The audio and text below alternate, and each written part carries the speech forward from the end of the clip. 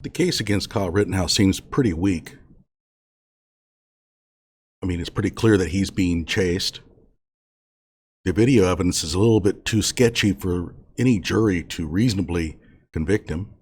Remember, the burden of proof is on the prosecution. The prosecution has to show it was not self-defense.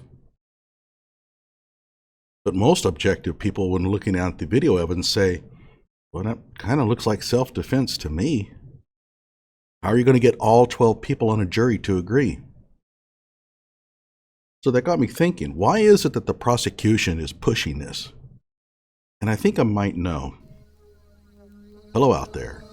I am trying to get through. With his powerful brainwaves cradled in the warmth of reasoning, it's time for Johnnie Walker Dredd to straighten you out on a thing or two. Emanating all the way from exciting Las Vegas, Oklahoma, it's the Johnnie Walker Dredd Show. There are three names that come to mind that explain why I think that the prosecution is pressing forward with their persecution of Kyle Rittenhouse. 1, Crystal Kaiser. 2, Jacob Blake.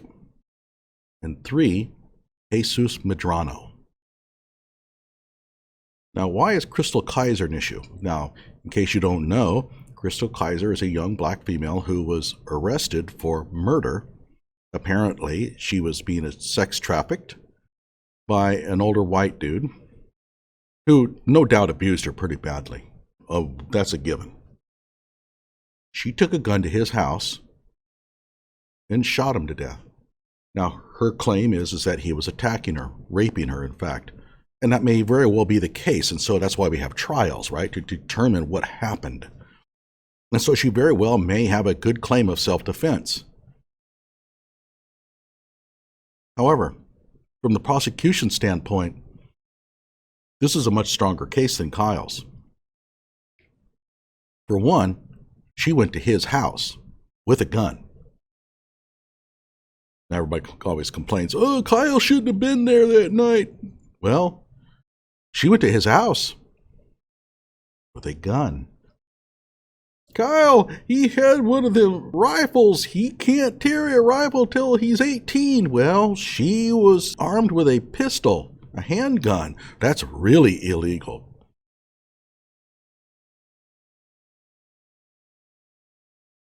Furthermore, after the incident, she went on Facebook and basically said that she would do it again. She also sent text messages to her brother telling her that she now had a car for him. That was Randall Volar, the person she shot. That was his car. And so the police think that they have put together a tale where she was out to get his car and shot him for it. And then this whole rape thing was sort of a cover-up. We don't know. She may very well be innocent. But the evidence is strong enough to where I can understand why the prosecution is pushing forward with her.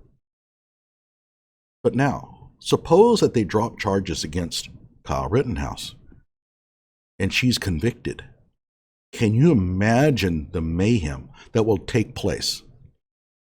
The prosecution is going to be accused of letting a white supremacist off the hook completely and then pushing a murder charge against a rape victim. So if you look at it that way, they kind of have to push on with Kyle Rittenhouse. Politically, this is just bad news. It's unfortunate timing on the part of Kyle in the sense that this takes place only a year after Crystal Kaiser was arrested. Now, Crystal Kaiser's name is not a household name yet across the country, but it very well may be soon. There are some interesting parallels between Kyle Rittenhouse and Crystal Kaiser, but that's for another video, and I've already done some videos on that. But whatever the case, if they go ahead and pursue charges and convict her, and they drop charges against Kyle, that is not going to look good for them. Keep in mind that Michael Gravely, the district attorney, is well connected to the BLM movement. So he has sort of a reputation here to uphold. The second name that you have to think about is Jacob Blake. Luckily for Kenosha County, that was taken over by the state. The state investigated it, sent a report back that basically said, you don't have a prayer of convicting this dude. And Michael Gravely went on and said, here is the evidence that supports the police officer. This is why we're dropping charges. And people were pretty mad over it. Now you can imagine what would happen after they dropped charges against Kyle Rittenhouse and dropped charges against the officer, Shevsky, I think. Finally, there's Jesus Medrano. He was recently arrested. His crimes are amazingly grisly. Yes, he was the person of color that Attorney Motley talked about in terms of the bail. The fact that he was given a $2.5 million bail, but he was a person of color. Yeah, this person of color went into a room with a sock to muffle the screams of a rape victim that he was going to now perpetrate a sexual assault. While he was doing so, the person's sister was sleeping on the bunk above.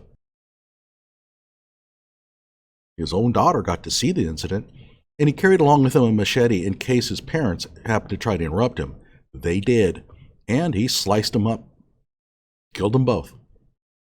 And he was given a $2.5 million bond. He's probably still in jail. I don't think anybody's coming up with money for that dude.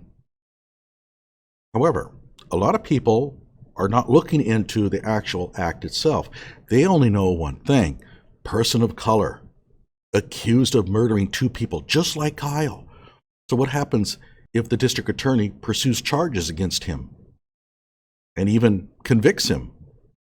Keep in mind, the evidence against him is overwhelming. He's got actual eyewitnesses to the whole thing, and he showed up in a neighbor's place with blood all over him. It was his machete. Yeah, there's a lot of evidence against him. So a conviction there is almost certain. So let's all put this together now. Crystal Kaiser, young black female, victim of a rapist, claims self-defense, but convicted of murder. Officer Shevsky shoots Jacob Blake in the back 7 times, not even charged. Jesus Medrano, convicted of murder of 2 people, just like Kyle, convicted. And then finally, Kyle Rittenhouse, white supremacist, released by the prosecution completely. No charges. How would that look?